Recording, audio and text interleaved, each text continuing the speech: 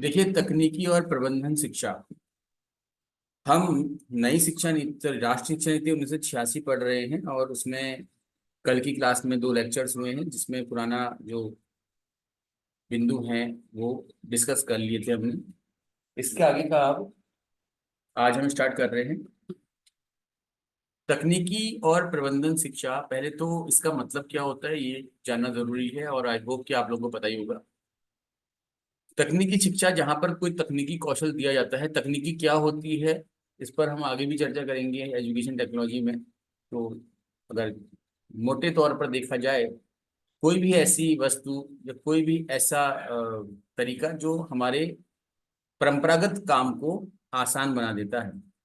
ठीक है, परंपरागत मतलब कि जो नेचुरल तरीका होता है किसी काम को करने का, उसको आसान बनाता है, वो आपका तकनीक है। जैसे उदाहरण के लिए, परंपरागत रूप से जब अगर आप कोई शिक्षण कार्य, अधिगम कार्य कर रहे होते, तो आपको अपने घर से कोचिंग तक का सफर तय करना पड़ता, और कोचिंग में बैठ करके ऑफलाइन कोचिंग आप लेते। तो ये परंपरागत तरीका है पढ़ने का। लेकिन अभी आप अपने घर पे बैठे हुए हैं, है ना। चाहे आप पहाड़ में रह रहे हैं, चाहे आप हल्द्वानी रह रहे हैं, चाहे कहीं और रह रहे हैं आप। कुछ उत्तरकाशी से इसमें हैं जुड़े हुए, कुछ देहरादून से हैं, कुछ आपके रुद्रप्रयाग से हैं, कुछ लोहाघाट, पिथौरागढ़, कुछ बागेश्वर, कुछ अल्मोड़ा, और कुछ हल्द्वानी से भी हैं। तो अपना घर छोड़ करके आपको हल्द्वानी नहीं आना पड़ रहा है, और बिना अपना समय वेस्ट किए हुए आप अपने फोन, कंप्यूटर आदि के माध्यम से क्लास में अपियर हो रहे हैं, क्लास की जो बातें हैं उन पर प्रतिभाग कर रहे हैं। ये क्या है, एक तकनीकी ही तो है, जिसने हमारे जो शिक्षण अधिगम जो एक प्रक्रिया थी उसको आसान बना दिया थोड़ा। है या नहीं, बोलिए। कंटेंट जो आपके साथ में डिस्कस कर रहा हूँ उसको पीडीएफ में लिख कर, मतलब उसको डॉक्यूमेंट में लिख करके पीडीएफ फॉर्म में आपको मैंने प्रोवाइड कर दिया। तो अभी कुछ लोग अगर नोट्स बनाने में थोड़ा सा उनको आलस आता है, तो उनके लिए ये एक तकनीकी है कि डॉक्यूमेंट फॉर्म में उनको बना बनाया कंटेंट मिल जा रहा है। तो इस प्रकार से जो तकनीकी होती है वो हमारे को जो भी परंपरागत कार्य होते हैं उसमें थोड़ा आसानी देती है, या कि सरल तरीके से करने के लिए, ठीक है, सहयोग करती है। प्रबंधन शिक्षा किसे कहते हैं? प्रबंधन मतलब होता है किसी भी चीज को, किसी भी काम को व्यवस्थित रूप से करना। आप घर पे रहते हैं, घर पे आपके आप में से कई लोग तो खुद ही अपना घर मैनेज कर रहे हैं, है ना। मैनेज करने का मतलब होता है कि बच्चों को देखना, रोटी बनाना, खाना बनाना, है ना। बाकी और भी कई सारे घर के काम होते हैं, वो सब आप लोग कर ही रहे हैं। आप में से कई इतने सक्षम हैं कि पढ़ाई के साथ वो काम भी कर रहे हैं। तो आप पढ़ाई भी कर ले रहे हैं, अपने घर के सारे काम भी आसानी से कर ले रहे हैं। इट मीन्स ये है कि आपका जो प्रबंधन है, आपका जो मैनेजमेंट है वो बड़ा सही है, कि आप समय से हर एक काम को कर पा रहे हैं। इन सभी कामों को करने के लिए आपने अपने बच्चों से, अपने घर के अन्य सदस्यों से कुछ ना कुछ सहयोग ले ही रहे होंगे आप। जैसे घर पे अगर सब्जी बनानी है, आपने अपने हस्बैंड से कहा, या बच्चे बड़े तो उन्हीं से कह दिया कि जाकर के थोड़ा दुकान से सब्जी लेकर के आ जाओ। तो आपका घर से दुकान तक जाने और आने का समय और एनर्जी बच गई, वो समय आपने अपने घर पे अन्य कार्य में लगाया।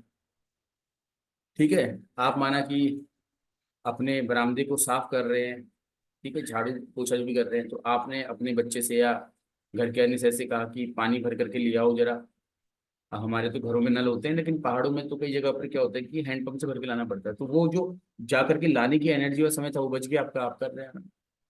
कपड़े धो दिया आपने, अपने हस्बैंड से या बच्चों से कहा कि जाके इसको तार में डाल दो, सुखा दो। तो ये क्या है, आप अपने काम को समय से करने के लिए अन्य लोगों से सहयोग भी ले रहे हैं। किससे क्या सहयोग लेना है, कौन किस काम में अधिक सक्षम है, इफिशिएंट है, ये भी पता होना चाहिए। बात समझ में आ रही है आप लोगों को? तो इस प्रकार की जो शिक्षा होती है उसको बोलते हैं क्या? प्रबंधन। अभी मैंने आपको गृह प्रबंधन के बारे में बताया थोड़ा सा, और इसी चीज को अगर हम अन्य व्यवसाय में अगर देखें तो वहां पर वो आपका उस तरीके प्रबंधन में आ जाता है। ठीक है। तो ये कह रहे हैं कि तकनीकी और प्रबंधन की शिक्षा के संबंध में जो ये शिक्षा नीति 1986 वो क्या कह रही है, तो देखिए, तकनीकी और प्रबंधन शिक्षा के पुनर्गठन में अर्थव्यवस्था, सामाजिक वातावरण, उत्पादन और प्रबंधन क्रियाओं प्रक्रियाओं में संभावित बदलावों, ज्ञान के तेजी से विस्तार और विज्ञान में महान प्रगति के विशेष संदर्भ में सदी के अंत तक प्रत्याशित परिदृश्य को ध्यान में रखना चाहिए। तो ये कह रहे हैं कि तकनीकी और प्रबंधन की जब आप शिक्षा देंगे तो उसमें कुछ इस तरह की चीजें होनी चाहिए जो पहले घटनाएं हो चुकी हैं जिनसे बच्चों को सीखने को मिल सकता है, उनको हमको शामिल करना है ना। और नए जो आधुनिक अन्य देशों में या फिर हमारे समाज से अतिरिक्त किसी और समाज में कुछ आधुनिकीकरण हो रहा है तो उसको भी हमको शामिल करना है। स्कूल स्तर से ही व्यापक स्तर पर कंप्यूटर साक्षरता, क्योंकि उस समय एक बूम आया था कंप्यूटर अवेयरनेस का, ठीक है, संचार क्रांति के रूप में हम जानते हैं उसको। तो विद्यालय स्तर से ही उसको फिर चलाया जाना चाहिए, बच्चों को सिखाना चाहिए कंप्यूटर। आज तो बच्चा क्लास 1 से ही कंप्यूटर सीख रहा है। तकनीकी और प्रबंधन शिक्षा तक लोगों के एक बड़े वर्ग की पहुंच जनसंचार माध्यमों के उपयोग सहित दूरस्थ माध्यम से भी की जाएगी। पॉलीटेक्निक लिखा है, पॉलीटेक्निक है वो, है ना, पॉलीटेक्निक लिख लीजिएगा इसको आप। पॉलीटेक्निक यानी कि बहुतकनीकी बोलते हैं। पॉली मतलब होता है बहु, टेक्निक मतलब तकनीक, बताइए मैं शिक्षा सहित तकनीकी और प्रबंधन शिक्षा कार्यक्रम भी मल्टी पॉइंट एंट्री के प्रावधान के साथ क्रेडिट के आधार पर लचीले मॉड्यूल होने चाहिए। तो कुछ बातें हैं आपकी जो तकनीकी शिक्षा से संबंधित है। बहुत ऐसी कोई बात इस शिक्षा नीति में तकनीकी और प्रबंधन शिक्षा के लिए नहीं कही गई है जो कि शायद आप लोगों की परीक्षा में पूछी जाए, तो इसको पढ़ तो लीजिएगा, मैंने थोड़ा सा बता भी दिया आप लोगों को, ठीक है। आगे बढ़ते हैं। सिस्टम यानी व्यवस्था को कार्यशील बनाना। अब व्यवस्था क्या, कैसी व्यवस्था? तो हम शिक्षा नीति पढ़ रहे हैं तो निश्चित रूप से ये शिक्षा व्यवस्था की ही बात करेगा। क्योंकि राष्ट्र ने शैक्षिक धारा पर असीमित भरोसा किया है, नीति इसे कार्यान्वित करना चाहती है। इसके लिए रणनीति में निम्नलिखित शामिल होने चाहिए। सबसे पहले तो अधिक जवाबदेही वाले शिक्षकों के लिए एक बेहतर सौदा। तो ऐसे टीचर्स हैं जो जिम्मेदारी उठा सकते हैं ना, तो उन्हें जिम्मेदारी देनी चाहिए। बेहतर छात्र सेवाओं का प्रावधान और व्यवहार के स्वीकार्य मानदंडों के पालन पर जोर देना। जो बच्चे स्कूल में पढ़ने आ रहे हैं उनको अधिक से अधिक सुविधाएं मिले और उनका जो व्यवहार सामाजिक रूप से स्वीकार्य है, सही है, उसको तो हम अप्रिशिएट करें, उनको पॉजिटिव रेनफोर्समेंट दे। लेकिन कोई ऐसा व्यवहार अगर होता है कि जो सामाजिक रूप से स्वीकार्य नहीं है, जैसे कोई बच्चे स्लैंग लैंग्वेज यूज करते हैं, है ना, अपशब्द बोलने लगते हैं, तो उनको दूर करने के लिए भी प्रयास करना है। संस्थानों को बेहतर सुविधाएं प्रदान करना।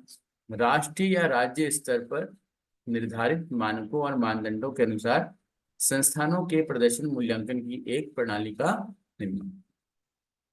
तो पूरे देश भर में कह लीजिए चाहे राज्य भर में कह लीजिए, कुछ मानक या मानदंड तैयार करने हैं।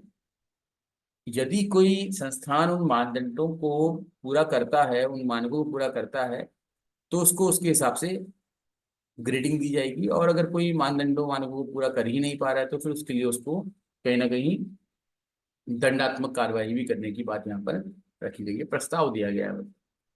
सामग्री को पुनः व्यवस्थित करना तथा शिक्षा की प्रक्रिया। तो सामग्री यानी कंटेंट जो आप बच्चों को पढ़ा रहे हैं, जिससे बच्चों को सीख रहे हैं, उस कंटेंट को दोबारा से रीऑर्गेनाइज करने की ये बात कर रहे हैं, जिसके लिए इन्होंने कहा कि एक राष्ट्रीय पाठ्यचर्या रूपरेखा होनी चाहिए, ठीक है, एनसीएफ जिसको बोलते हैं। और 1986 की नीति के बाद जो एनसीएफ आया है वो 1988 में आया है। तो 1988 के राष्ट्रीय पाठ्यचर्या रूपरेखा के अंतर्गत, एनसीएफ के अंतर्गत, इन सभी सिफारिशों को शामिल किया गया। पहला है सांस्कृतिक सामग्री, कल्चरल कंटेंट होना चाहिए ताकि क्षेत्रीय जो संस्कृति है उसका ह्रास ना हो सके, उसको आगे बढ़ाया जा सके, उसका संरक्षण किया जा सके। मूल्य शिक्षा, बच्चों में मूल्यों का विकास करना भी जरूरी होता है ना। तो मूल्यों का विकास करने से संबंधित जो शिक्षा है वो भी देने की बात ही कर रहा है। फिर है भाषाओं का विकास। अब भाषाओं के विकास के लिए कहते हैं कि जो आप लोगों ने तो पढ़ ही लिया है ना, कोठारी आयोग था, कोठारी आयोग ने कहा त्रिभाषी सूत्र लागू करना चाहिए कि प्राथमिक स्तर पर मातृभाषा में शिक्षा और उच्च प्राथमिक के बाद फिर दो अन्य भाषाओं में भी शिक्षा दी जानी चाहिए। तो इस प्रकार से तीन भाषाएं सम्मिलित होंगी।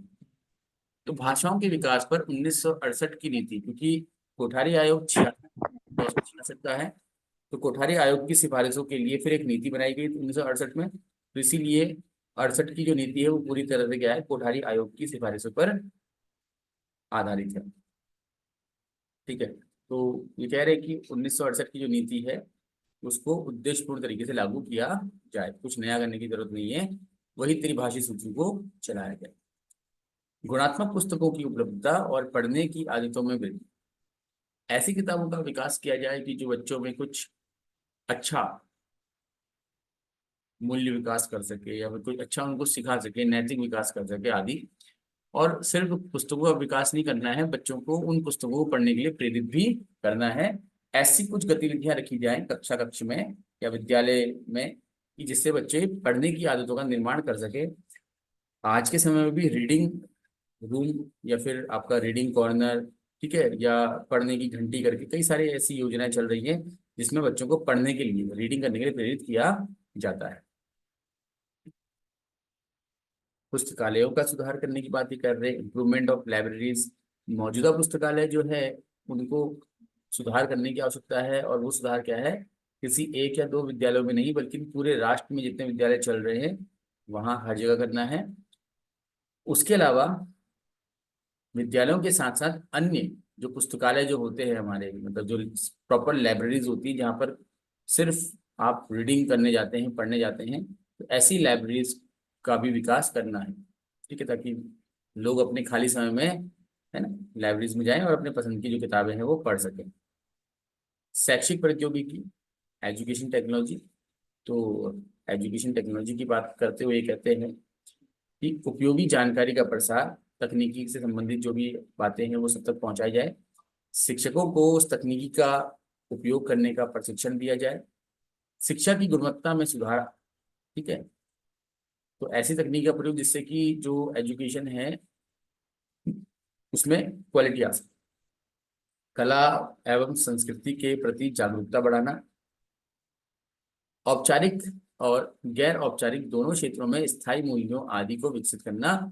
उच्च गुणवत्ता और उपयोगिता वाली फिल्में, है ना, बच्चों को हम मूवीज के माध्यम से, रेडियो प्रसारण के माध्यम से कई सारे विषयों पर ज्ञान भी दे सकते हैं, तो उसको भी यहाँ पर बढ़ावा देना चाहिए, ऐसा ये कह रहे हैं।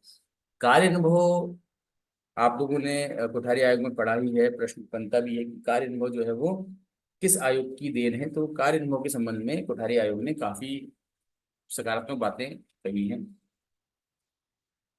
तो वही जो कार्य अनुभव है, वही कार्य अनुभव यहाँ पर भी 1986 में भी देखने को मिलता है कि बच्चा जो भी काम कर रहा है उसका व्यवहारिक ज्ञान उसको मिल सके। और वो कब मिलेगा, जब बच्चे को कोई कार्य का अनुभव प्राप्त करने के लिए पर्याप्त अवसर दिए जाएंगे। इसकी गतिविधियां छात्रों को आवश्यकताओं, रुचियों और क्षमताओं के अनुरूप प्रदान की जाएंगी। शिक्षा के चरणों को ध्यान में रखते हुए कौशल और ज्ञान के स्तर को उन्नत किया जाए।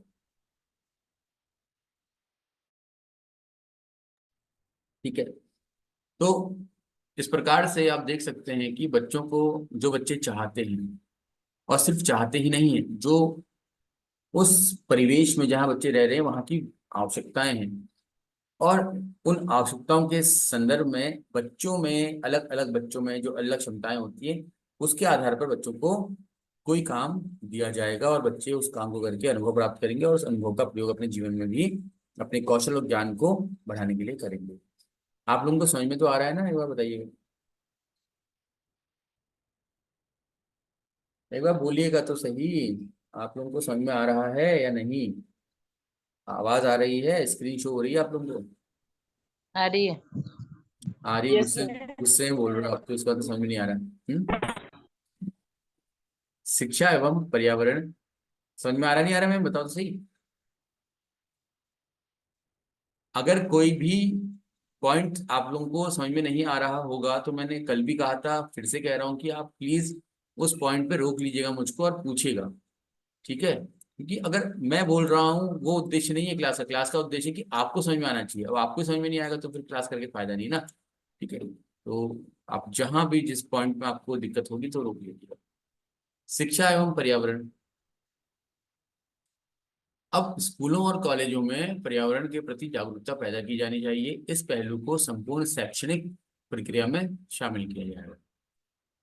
बच्चों को छोटी ही क्लासेस से, है ना, पर्यावरण से संबंधित कुछ गतिविधियां कराई जाएं।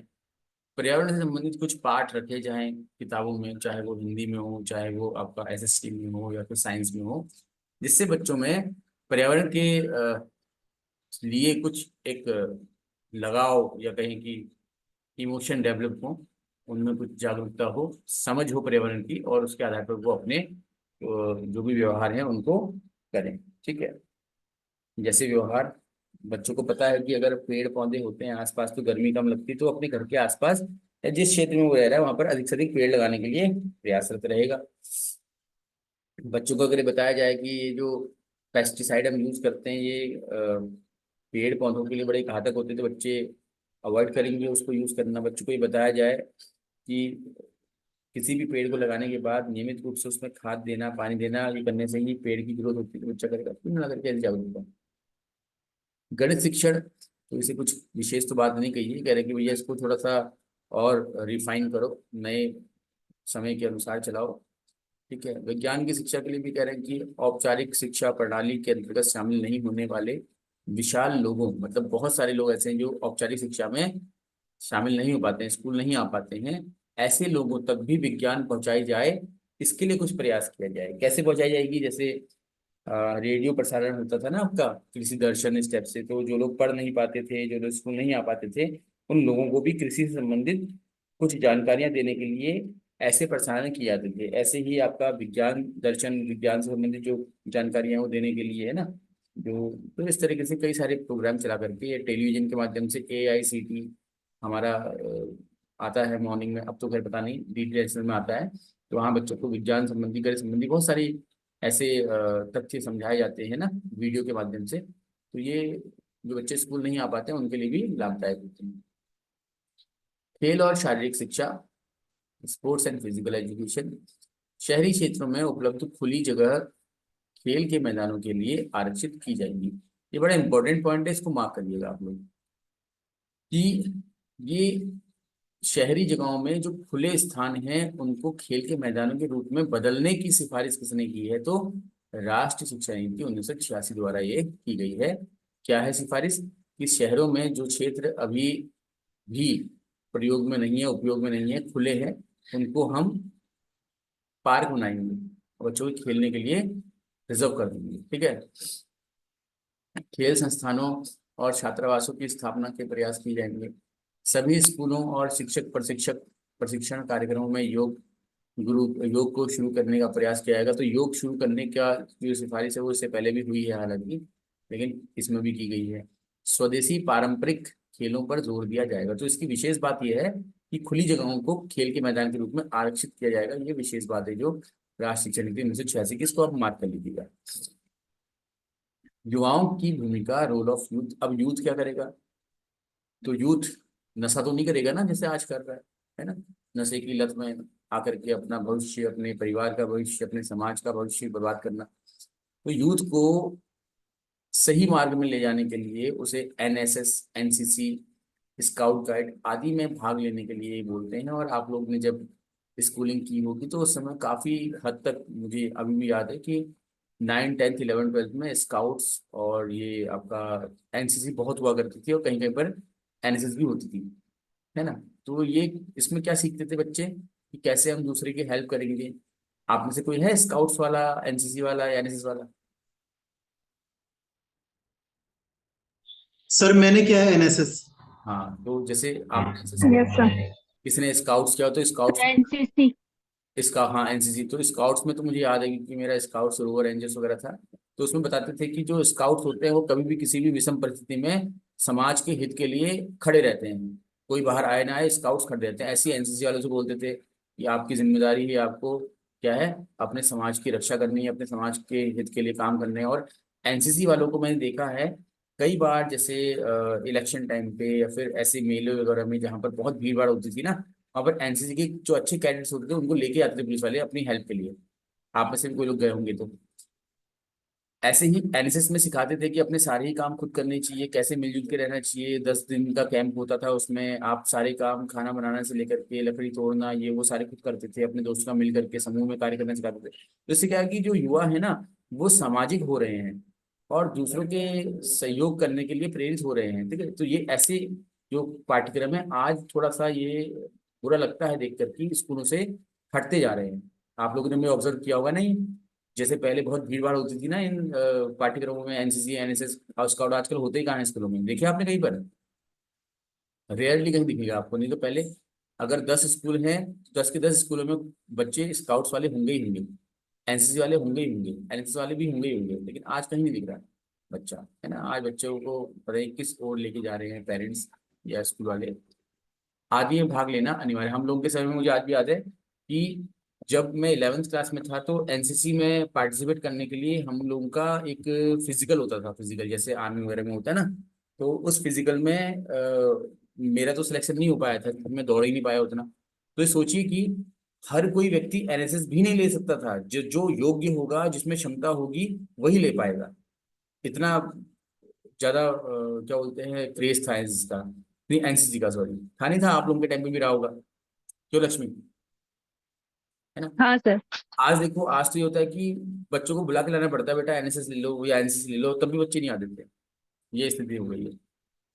चलिए, तो संस्थानों के बाद तो ये एनएसएस एनसीसी वाली बात जो है ये आपकी यहाँ से शिक्षा नीति से लेकर के आ रही है, क्योंकि ये बच्चों को हम समाज के लिए उपयोगी बनाना चाह रहे हैं। आपने शायद कल क्लास में ध्यान दिया हो ना दिया हो, एनईपी यानी कि नेशनल एजुकेशन पॉलिसी 1986 स्पेशली ये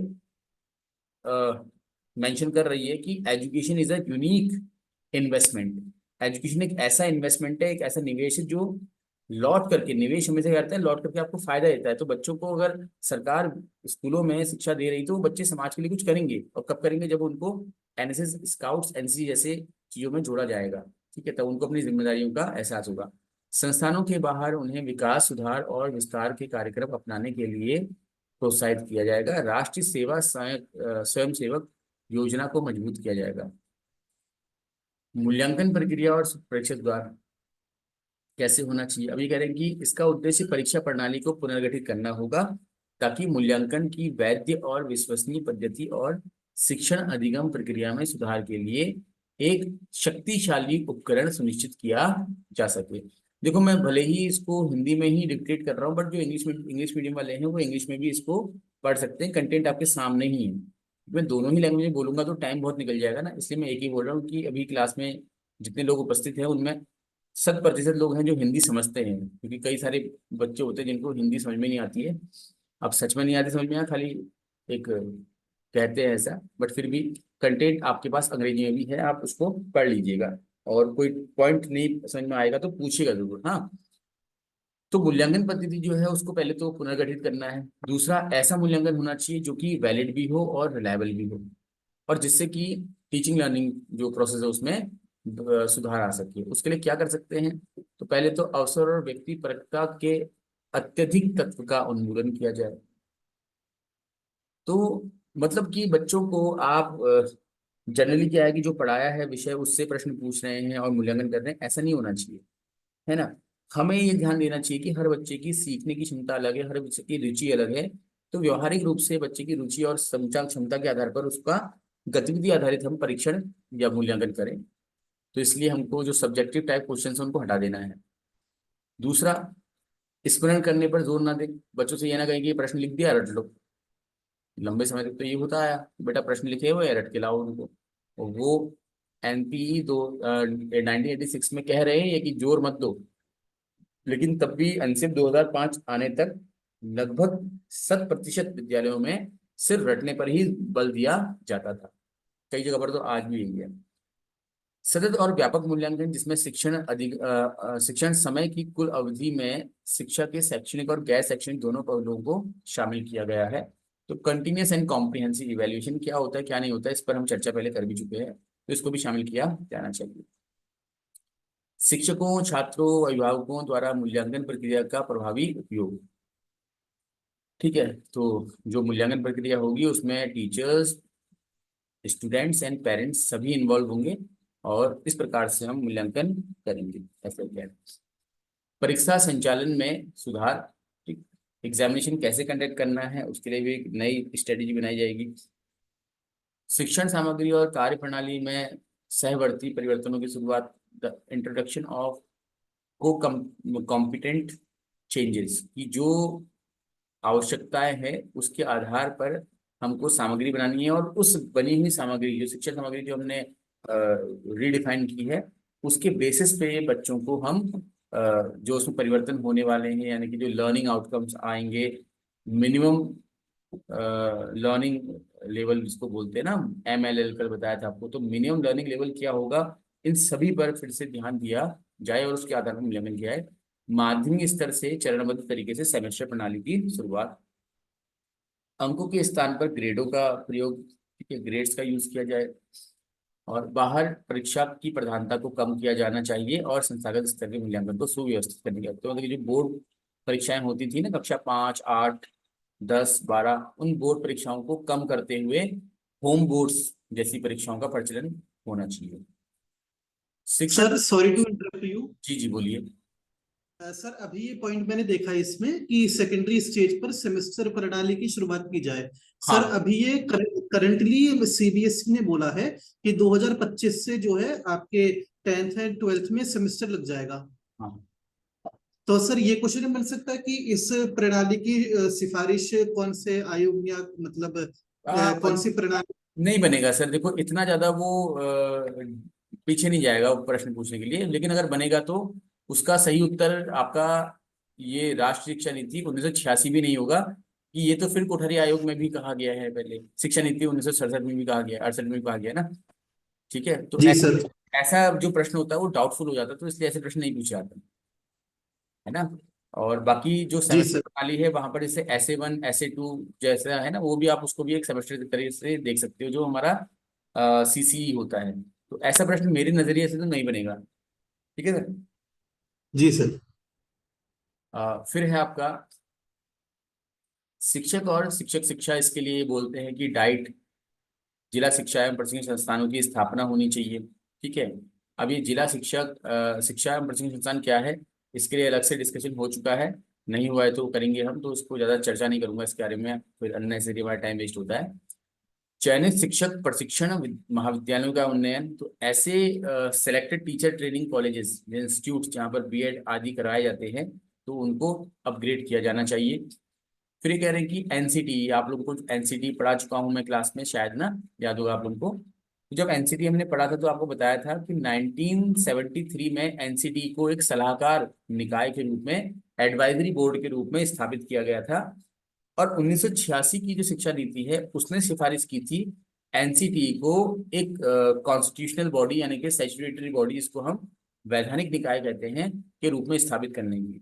तो 1986 की शिक्षा नीति और फिर 1992 का जो आपका एक्शन प्लान था, उसकी सिफारिश पर NCT को 1993 एक्ट के आधार पर 1995 में वैधानिक दर्जा प्राप्त हुआ था। तो NCT यानी राष्ट्रीय अध्यापक शिक्षा परिषद को सशक्त बनाने की सिफारिश भी इन्होंने दी थी। ठीक है, इन्होंने कहा था कि इससे शिक्षक शिक्षा संस्थान को मान्यता देने, पाठ्यक्रम और विधियों के संबंध में मार्गदर्शन प्रदान करने के लिए आवश्यक संसाधन और क्षमता प्रदान की जाएगी, जो कि आप लोग जानते हैं, ये पढ़ा है आपने NCT।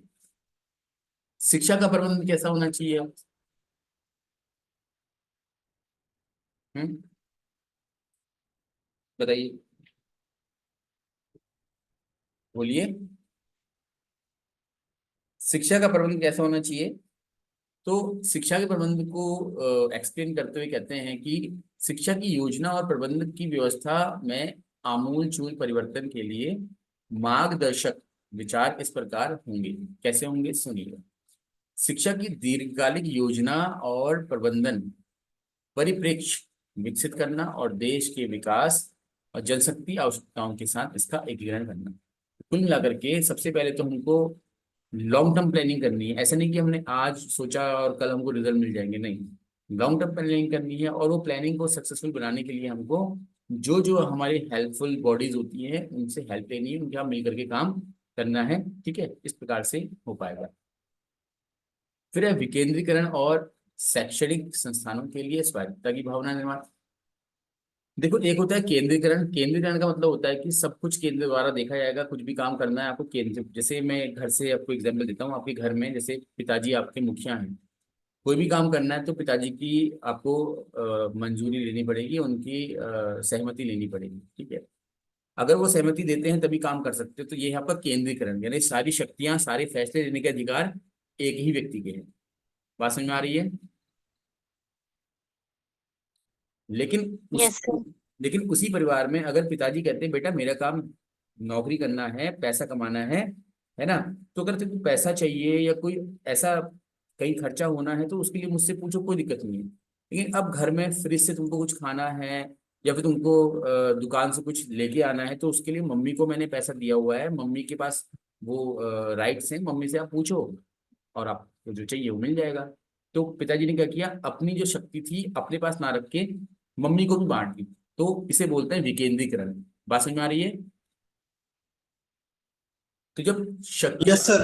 जब हम शक्तियों को, ये तो एसएसटी में पढ़ाई होता है आप लोग ने, जब हम अपनी जो पावर्स होती है ना उनको थोड़ा सा लोगों में बांट देते हैं ताकि हमारी हेल्प हो सके, तो उसे बोलते हैं हम क्या, विकेंद्रीकरण। ठीक है, तो ये कह रहे हैं कि विकेंद्रीकरण होना चाहिए। जैसे राज्यों को भी अधिकार है, क्योंकि शिक्षा का जो विषय है वो संवर्ती सूची में आता है।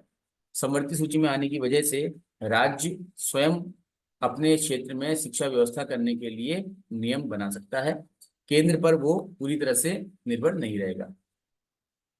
तो शैक्षिक संस्थानों के लिए स्वायत्तता की भावना, मतलब जो टीचिंग इंस्टीट्यूट्स हैं वो अपने अकॉर्डिंग जो भी रूल्स वगैरह फॉलो करना चाहे या फिर जो कुछ नया करना चाहे कर सकते हैं, लेकिन जो मानक है उसमें रहते हुए अपने मन से सब कुछ नहीं, मानकों के साथ चलते हुए वो कर सकते हैं। गैर सरकारी एजेंसियों को के सहयोग और स्वैच्छिक प्रयासों सहित लोगों की भागीदारी को प्रमुखता देना। ठीक है, शिक्षा की योजना और प्रबंध में अधिक महिलाओं को शामिल करना अच्छा एक ये तरीका था, मतलब क्या है कि सुझाव था कि हम अगर महिलाओं को शामिल करेंगे तो उससे कुछ और महत्व, मतलब क्या फायदे होंगे। पहला फायदा ये होगा कि अगर आपके मैनेजमेंट में कुछ महिलाएं भी होती हैं तो जो एजुकेशन लेने आएंगी, जो गर्ल चाइल्ड होंगी, है ना, उनको एक थोड़ा सपोर्ट मिलेगा यार कि मेरी जो फीमेल टीचर्स भी हैं, मतलब कि हमारे पास भी एक स्कोप है कि हम पढ़ लिख करके कुछ कर सकते हैं ऐसा। उसके साथ साथ महिलाओं का जो एक प्रबंधन का जो एक तरीका होता है वो बड़ा डिफरेंट होता है, बहुत है ना, अच्छी अलग तरह की योग्यता उनमें होती है, उनका लाभ मिलता है। दिए गए उद्देश्यों और मानदंडों के संबंध में जवाबदेही के सिद्धांत की स्थापना करना, कि जो उद्देश्य और मानदंड है ये कौन इसकी रिस्पॉन्सिबिलिटी लेगा। राष्ट्र स्तर पर कैब, CAB, कैब ये तो आपका बहुत पुरानी संस्था है, आपने कैब के विषय में पढ़ा है ना। तो कैब इसमें महत्वपूर्ण भूमिका निभाएगा। कैब का फुल फॉर्म होता है आपका central advisory board of education. कोई भी शिक्षा नीति हो, कोई भी आयोग हो, वो अंतिम रूप से अपनी रिपोर्ट कैब के माध्यम से ही आगे स्वीकृत करवाता है। तो कैब का बहुत बड़ा रोल रहता है, ठीक है, किसी भी नीति, किसी भी आयोग को लेकर के। शैक्षिक विकास की समीक्षा ये कैब करेगा। व्यवस्था में सुधार के लिए आवश्यक परिवर्तन क्या होने चाहिए वो कैब निर्धारित करेगा। और क्रियान्वयन यानी कि जो इम्प्लीमेंटेशन हो रहा है सुझावों का, उनकी मॉनिटरिंग करने का काम भी कैब का ही रहेगा। यह मानव संसाधन विकास के विभिन्न क्षेत्रों के बीच संपर्क और समन्वय सुनिश्चित करने के लिए बनाई गई उपयुक्त समितियों और अन्य तंत्रों के माध्यम से कार्य करेगा। ये कैब के लिए इन्होंने कहा है। ठीक है, तो अब नेक्स्ट डिस्कशन नेक्स्ट वीडियो में होगा। अभी समय हो गया है। तो राज्य स्तर पर क्या बात कही है इन्होंने, इसके बाद जिला